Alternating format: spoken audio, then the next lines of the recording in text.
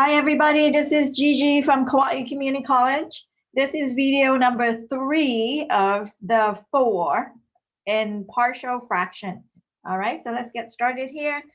Case number 3 is if you have an irreducible quadratic. That means it's in the form of ax squared plus bx plus c, where you cannot factor to factor out into any simpler factors. Okay, so if that's the case, then the numerator, when we decompose a fraction, will be the numerator will be a linear factor. Okay, let's see how that works.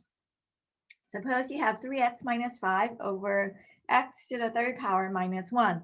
This right here is a difference of 2 cubes. Difference of 2 cubes. So we can factor that out to be x minus 1, which is a linear factor. And then x squared plus x plus 1 is an irreducible quadratic, right? So how is this fraction going to be decomposed? Well, the linear is going to get a constant on top, and the quadratic is going to get a linear polynomial on top. All right, so let's see that one more time here. Linear, quadratic are the two factors. Okay, so the linear factor is going to get a constant, and the quadratic is going to get a linear factor. All right, now suppose we go and add them together on the right hand side. And if we are going to add, we're going to need a common denominator, which is this right here. So then A would need to be multiplied by this part right here. And then B would have to be multiplied by this part right there, right? Now, when we combine like terms, we would get A plus B, x squared, plus all of this times x plus a constant. And we are going to match all of this numerator right here, which becomes this right here, to this numerator right there, 3x minus 5, because the denominators are now the same, right? So how many x squared are there? On the right-hand side, I have a plus b. On the left-hand side, I have 0x squared. So this must be 0. How many x's are there? Well, on the right-hand side, I have a minus b plus c. On the left-hand side, I have 3. So this equals 3. And then the constant, a plus c, is going to have to equal to negative 5. So I have a system of equations. A plus b equal to 0, a minus b plus c is equal to 3, and then a minus c is equal to negative 5. And to solve this system of equation, I think I can keep the first one the same, and I can get rid of c from 2 and 3. So if I add 2 and 3 together, I would get 2a minus b equal negative 2. Together with a plus b equal to 0, I can combine and obtain a new equation that said 3a equals negative 2. Therefore, a must be negative 2/3. Now, if a plus b is 0, then b must be positive 2/3. And then if we plug in negative 2/3 right here, positive 2/3 right here, and solve for c, then c would be 13/3. Therefore, our fraction that we had originally will be negative 2 over 3. You see how I put the 3 on the denominator down there? And then these common denominator here is there. So I have 2x plus 13 on the numerator. And that is how we deal with irreducible quadratic.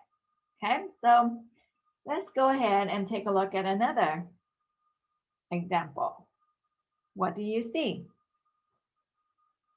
I see a repeated linear factor and a reducible quadratic. So what are we going to get?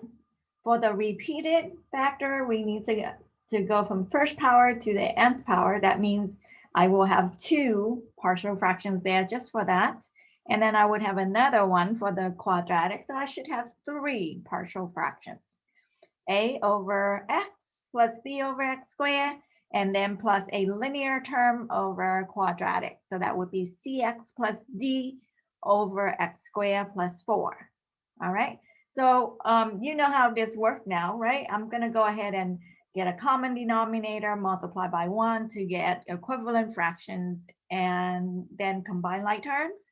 I think it makes more sense in terms of organizing the information to think that A is going to get multiplied by x times x squared plus 4, so that I will have x to the third plus 4ax, ax to the third plus 4ax, and then b is going to get multiplied by the term that is missing, the factor that is missing to make that common denominator.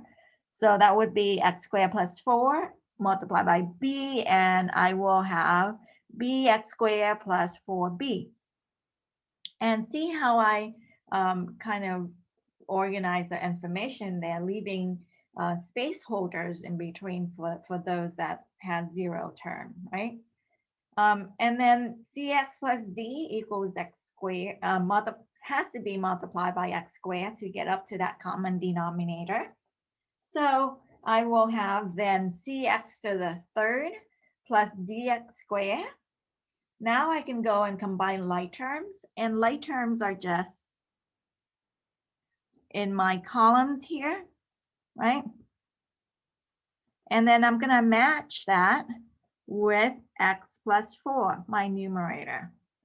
So how many x to the third are there in x plus 4? None. So a plus c will have to equal to 0. How many x squared are there? None in the original. Therefore, b plus d has to be 0. And then how many x's are there? 1. So 4a needs to be 1. And the constant is 4. So 4b has to equal to 4. So from there, I would say, well, a must be a quarter. B must be 1. And if a is a quarter, then c needs to be negative 1/4 to add up to be 0. And d needs to be negative 1 to add up to be 0.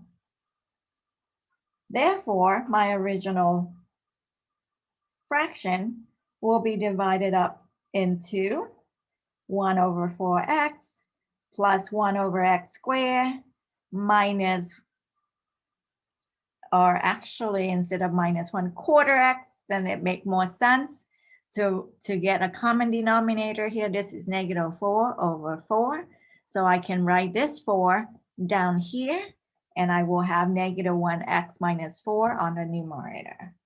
And that is so magical, it deserves a rainbow magic marker. And that is it for our third case of irreducible quadratic.